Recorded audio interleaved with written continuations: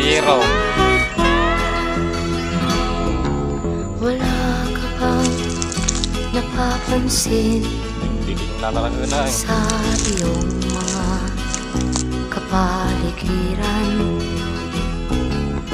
Kay dumi na ng hangin, pati na ang mga ilog natin.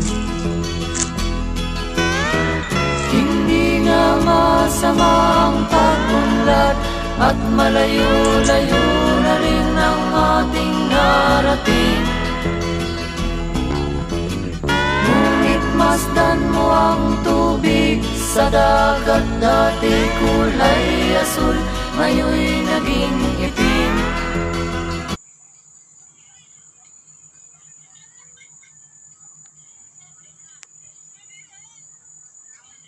May bantay na eh. May view.